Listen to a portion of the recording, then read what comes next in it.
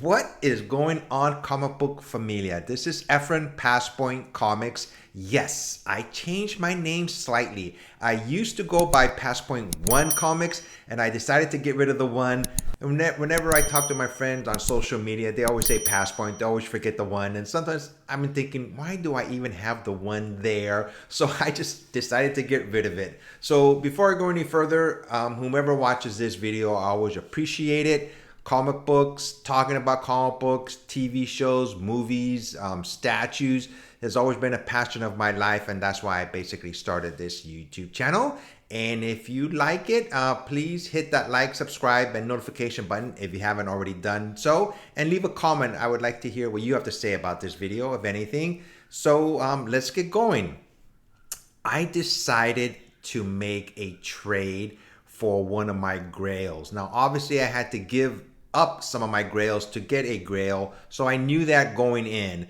There's a show that happens like first one I believe was earlier this year. I don't remember the month. I think it was March or April, somewhere on there. It's near Mint Sundays. It's in Anaheim. It's about an hour and a half from where I live here in San Diego. So the first one I went to, I didn't know what to expect, but I had a blast. I've seen a lot of my friends that live in the Southern California area, and it was fun. They just had another one in July, a couple of weeks ago actually, and I decided to go again. My friends that I know actually they became vendors there also, so that was cool talking to them and hanging out with them. I went there specifically to see if I can trade, like I said, one of my books or a lot of my books for some other books that I wanted. I didn't want cash involved in it this time. I just wanted to see if I can do it without cash, so to speak. And it went fine. So I had a specific vendor in mind. He goes by Fine, Very Fine Comics, or FVF. His name is Brad. I told him, hey, I got some books here. Do you want to take a look at them? Maybe we can make a trade. He said, sure, let me take a look at them. Most of them were older books, like Silver and Bronze Age books. I had put a price, what I thought each book was worth. I did my investigating, so to speak. I went on certain sites to see what books were selling for, and I showed him the prices, and he understood my prices, but he also came to me from his point of view. He's a vendor, and he's got to make a profit too selling these books. He goes, these are fair prices, but let me know what the lowest amount you'd be willing to sell these books, because I have to make a profit. I appreciated his honesty, so I looked at my books and I put down lower prices. When I showed him the prices that I put down, the reduced prices, he was saying, those are fair prices, I appreciate that. I said, not a problem. So we started negotiating back and forth, what he's looking for, which book specifically of mine that he wanted. He wanted more of my books, but he didn't want to trade this one book that I specifically wanted. He wanted cash for it. So I totally respected his decision.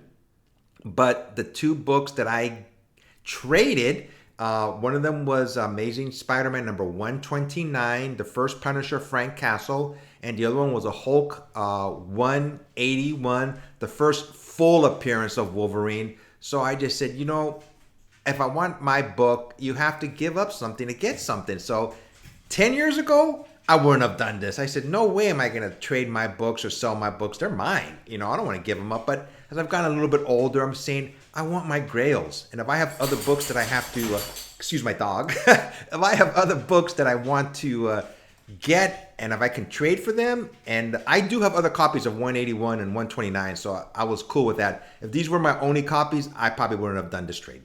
So here's the book that I got. You can see it here without a glare. It's Avengers number 1.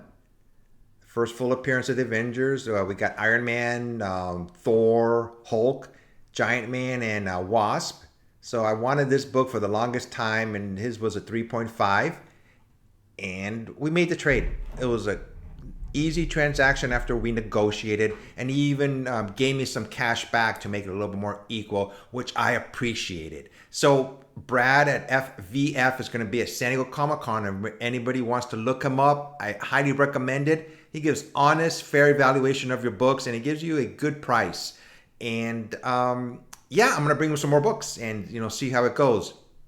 So my second part of this video is I sold one of my grails at near Mint Sunday. Two of my friends, Hood Rat Comics and Comic Book Crackhead, they had a table and they were selling some of their books also. And now you hear my dog barking. So, Um, so what happened is I said, hey, I have some books. Do you mind if I put them up on your wall? I'll give you guys a cut if any of them sell. I told them I'd give them 10% of what I sold my book for.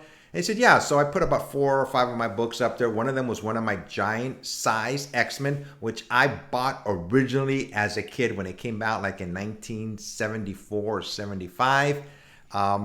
It was worth 50 cents back then, and there was a whole stack of them. So if I had known the X-Men were going to blow up like they have throughout the decades, I would have said, yeah, okay, I'm going to grab a whole bunch of them. But I just grabbed one.